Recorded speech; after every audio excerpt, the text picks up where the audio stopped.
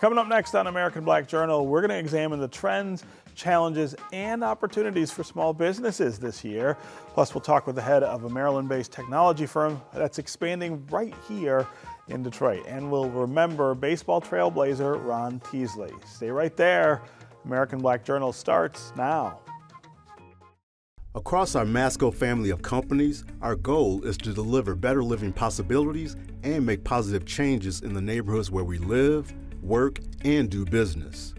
Masco, a Michigan company since 1929. Support also provided by the Cynthia and Elsa Ford Fund for Journalism at Detroit PBS.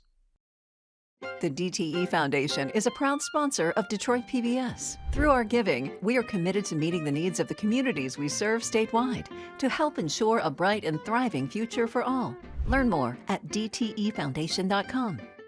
Also brought to you by Nissan Foundation and viewers like you. Thank you.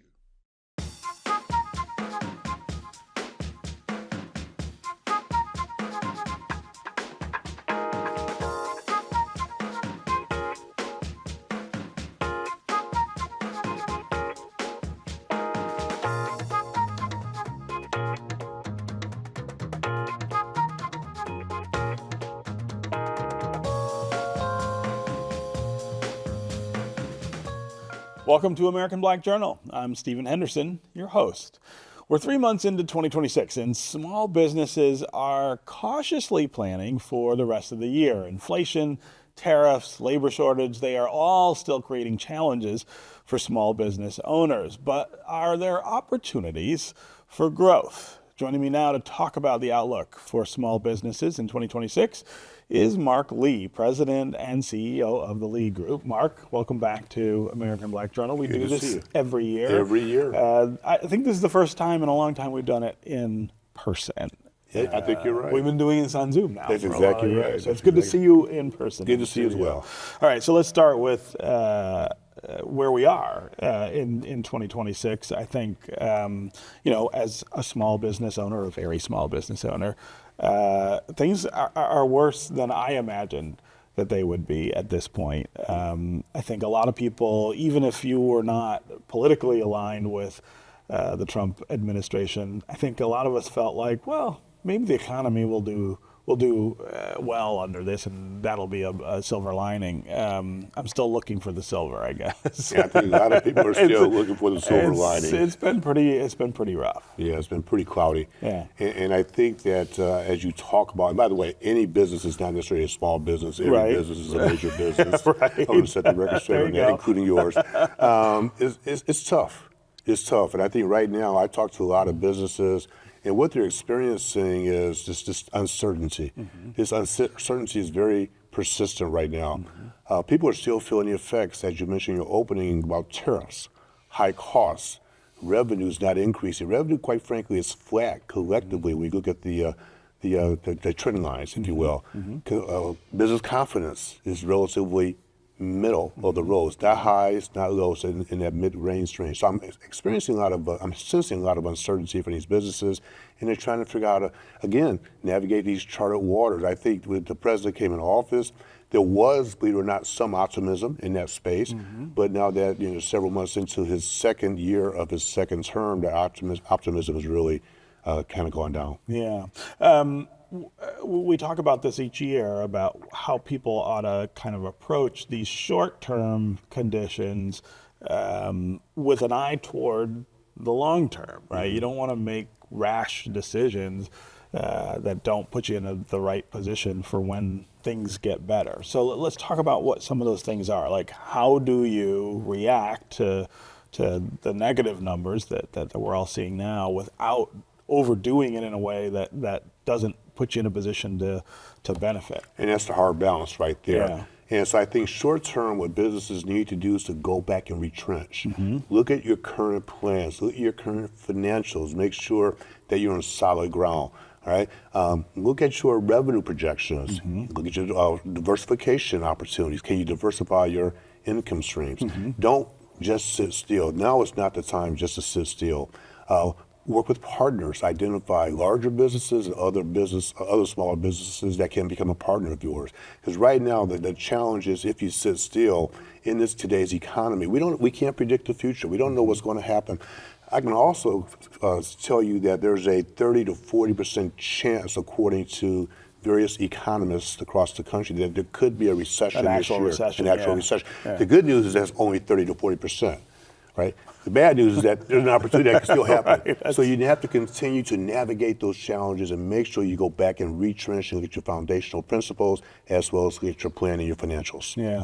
You know, the one part of the economy that is doing very well is the stock market. Yeah. I mean, investments are doing extremely well. Now, most Americans are not participants in the market, but a lot of businesses are.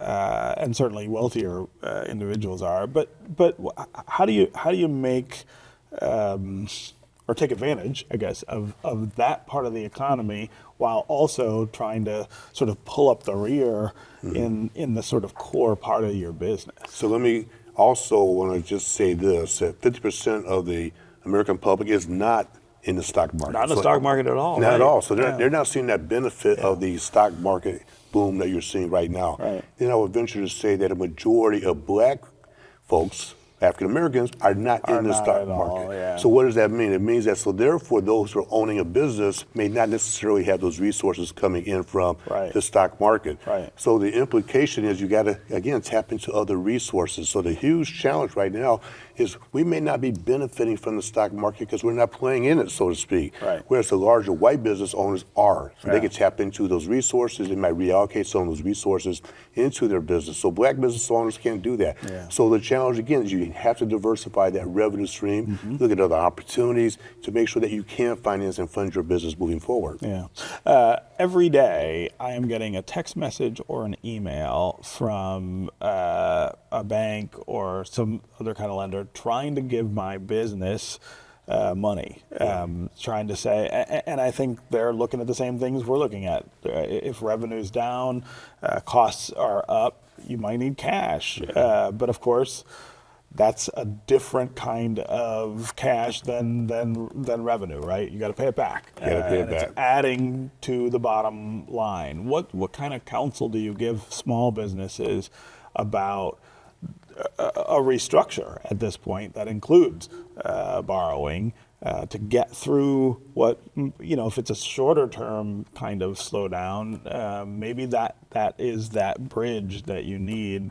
Talk about that versus cost discipline, spending discipline, and the other things that you could do. That's a great question. I counsel business owners by saying, look at your financials. What is your business plan? What's your long-term objective?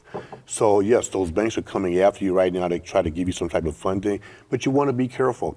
Let's understand there are two types of funding opportunities. There are quite a few, but two most famous ones, for lack of a better phrase. One is taking a loan. So a bank will give you a short-term loan, a longer-term loan. The challenge with that is what? You have to pay it back. Yeah. You have to pay back the interest, so therefore your costs will go up. It affects your bottom line. It affects your revenue and your overall profitability. There's another opportunity, though, a grant. We talked about that before. We've talked about that before. A grant you do not have to pay back. A grant is from an organization that's simply providing you with revenue so that you can scale your business, that you can address the outstanding challenges. The only catch, and I just say that respectfully, is that you still have to demonstrate how you're going to spend that money, what the return is going to be. Not necessarily the business return, but what is the grantor getting for the resources they're giving to you. So to answer your question, in a nutshell, is look at your financial position, look at what your short-term and your long-term needs are, look at your costs, and make sure you make the decision based on the financial opportunities that you have for yourself and for your business. Yeah. You mentioned the differences between African-American owned businesses and white businesses earlier in the conversation. I want to talk more about what we're seeing with the black businesses right now with this economy. How bad is it, and what kind of things do you think we need to do differently, obviously, because we exist in a different space right now to deal with the bad economy is not another way to describe it, I think. You know, understand that the average black business owner has less than $10,000 in the bank. I mean, let that sink in. That's enough to get you through 2 weeks of operations. Right. And a white business owner has significantly more resources. So what can you do? Now an opportunity is to leverage technology, leverage AI, right? There's a lot of discussion about AI, and people are nervous about it. They're a little bit scared of it. You can leverage AI for your business. You can get cost efficiencies in terms of if you integrate AI into your business model. I have leveraged AI in my business model without spending additional resources. It has helped me to take me places I've never gone before. But again, a lot of small businesses, we're afraid of technology. I was going to say, there's a lot of folks who I hear say, well, I don't want to mess with that AI. It's not, I don't trust it. But I feel like the people who are not taking advantage of it are going to get left behind. You got to embrace it. That's a really important message right now. That's exactly right. Right now, you have to figure out how to embrace technology. Make sure, again, we talked before, embrace your partnerships. If you have a board of advisors, embrace them. Now is the time not to be the expert on everything. You're not. Right. Now is the time to leverage your resources that are out there, but leverage technology, leverage those funding opportunities. Don't just look at the traditional funding opportunities. Look at additional non-traditional opportunities that are out there. You may say, Mark, what are they? I would only say we have a limited amount of time. Make sure you can just Google traditional or non-traditional funding opportunities for small businesses. But you got to begin to think outside the box right now. Yeah. When we think about AI in particular, I feel like people need help just getting introduced to what it's capable of. And as somebody who is trying to figure out that space too, it's incredible. I mean, you're drinking from a fire hose. Can you point people to some resources? People who are just afraid and not sure what to do, how do they start? Start small. All right, go ahead and Google any of those AI and artificial intelligence programs out there, and just begin to read about it. Right, start to play around with it. Remember, understand you might make mistakes, but you want to start very small. Very small. Don't start huge. Don't start large. That's how I learned about it. I started playing around with it. I started typing in key prompts. I said, oh, this is kind of beneficial. I relied on other people. I said, would you educate me? So number one, start small. Number two, educate yourself.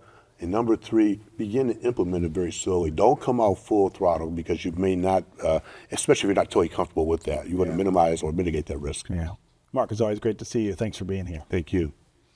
The Maryland-based high-tech firm Eccalon is locating its new corporate headquarters right here in Detroit, creating up to 800 new jobs. I had a chance to sit down with the company's founder and CEO, Andre Goodger, at the recent Detroit Policy Conference presented by the Detroit Regional Chamber. We talked about why he selected Detroit over other cities and the opportunities that he sees in our region. Andre Goodger, welcome to Detroit, welcome to Michigan, and welcome to Detroit PBS. It's great to see you. Hey, it's great to see everyone here. Thanks for having me. It's cold outside, but it was a very warm welcome. Colder than it is in Maryland, for sure. Although not right now, not this week. Yeah, not this week. So I want to talk to you about your business and what you guys do. But before we get to that, I just want to have you talk about this decision to move your business from Maryland, which is a state I know really well. I lived there for a long time, to Michigan. We don't hear a lot about people making that kind of decision. We hear from a lot of people that we're getting it wrong on business attraction and workforce development and all the things that people kind of look at when they try to relocate their business. So walk me through that decision on your part. That's a phenomenal question and a very complicated decision, to be honest with you. When you're in search of finding the right home and reevaluating the home you're in, maybe that is the right home, you have to boil the ocean. You're looking at everything. You're looking at the economy, the people, and quite frankly, you're looking at a workforce, the workforce of the future. And I will tell you that in Michigan, there is a lot of right happening. We may not tell the story as well as we want to or need to right now, but it's happening, it's evolving, and it's a dynamic picture. So what attracted us to Michigan was the fact that Michigan wanted us. What are those things that we're getting right? Because I don't think most people here necessarily feel like that's the case. Yeah, look, I'm going to tell you one thing you got right was the people. Yeah. What happens at the grade school level on up, making talented people, multidisciplinary people, interdisciplinary people, sequential thinkers, kind people, is the reason why we're here. Yeah. And we were more fortunate to have Michigan than Michigan having us.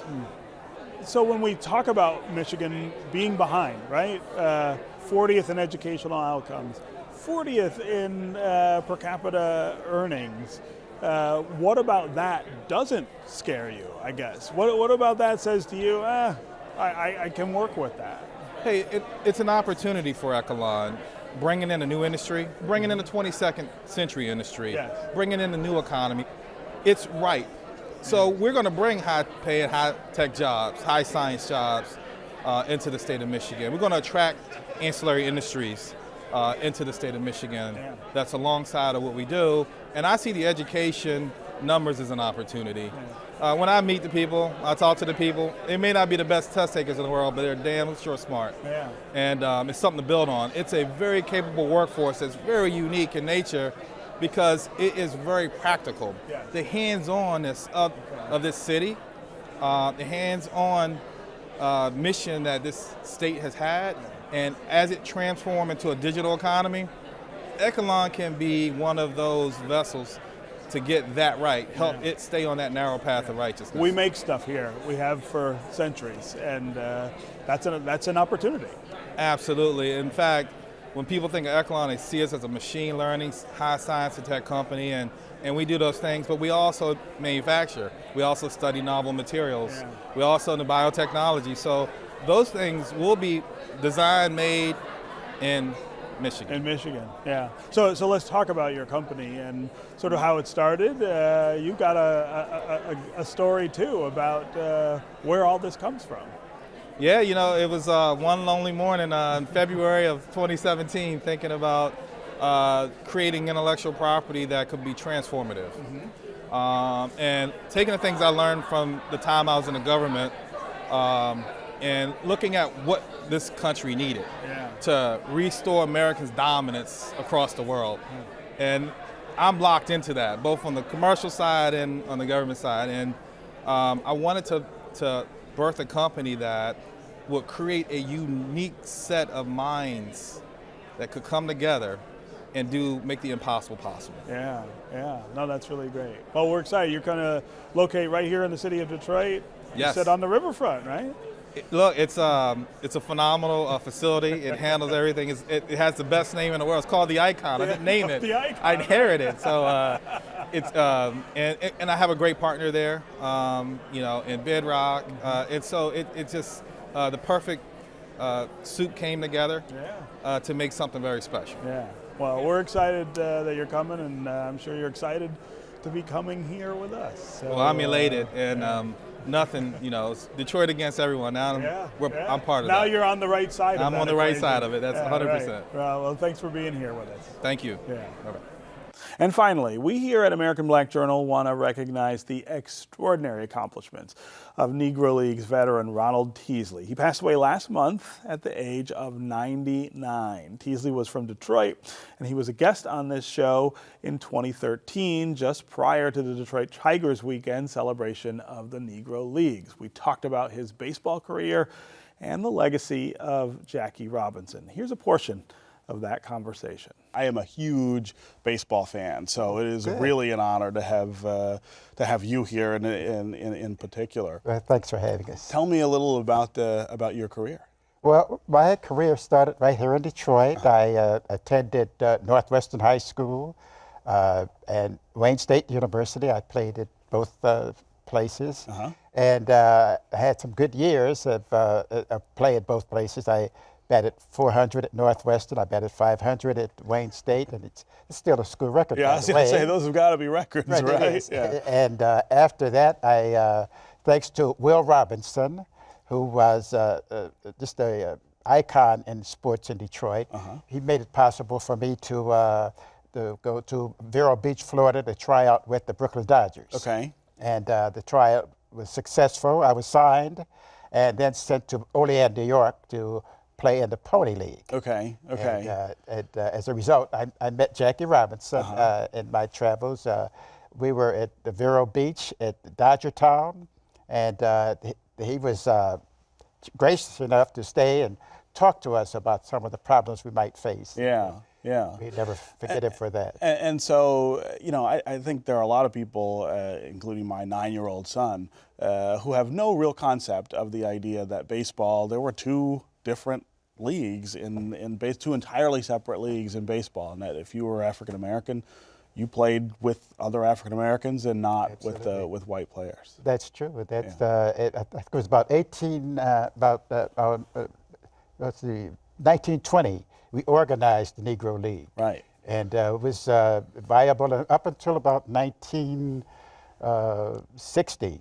And when Jackie Robinson signed, naturally, that in caused our 57, league to fold. sure. Yes, right.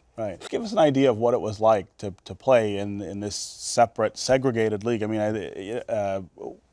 history tends to sort of suggest that things got better when the leagues integrated, and I don't doubt that that's true. But I also understand that there were some wonderful things about that league and the players there. You're absolutely right. I can recall when there was racial tension, whenever we would arrive at a town, people would be there to greet us and treat us royally, and it's just like a breath of fresh air. And we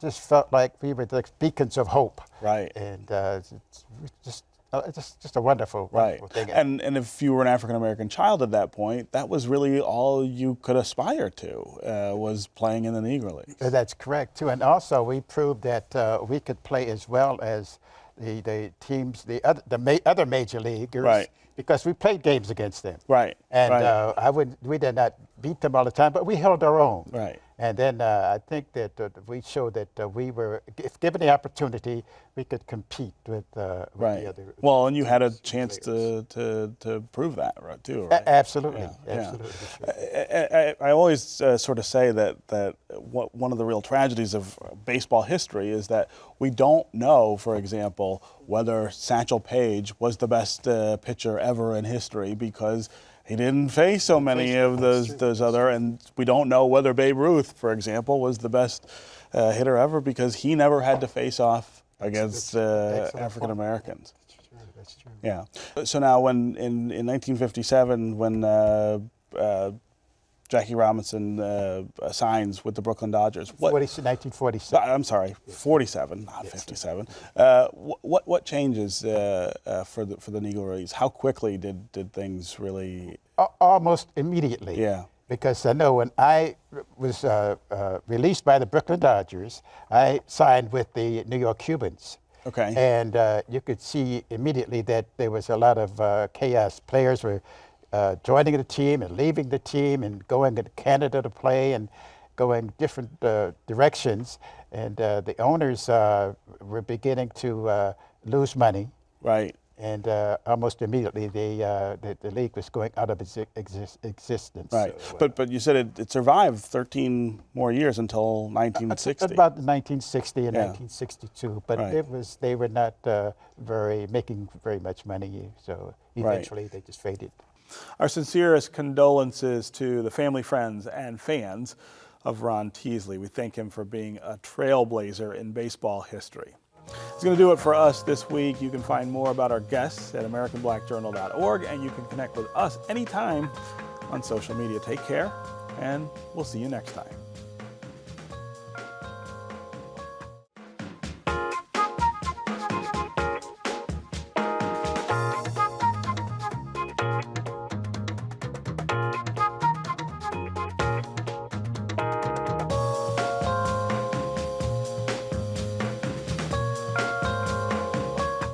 Across our Masco family of companies, our goal is to deliver better living possibilities and make positive changes in the neighborhoods where we live, work, and do business.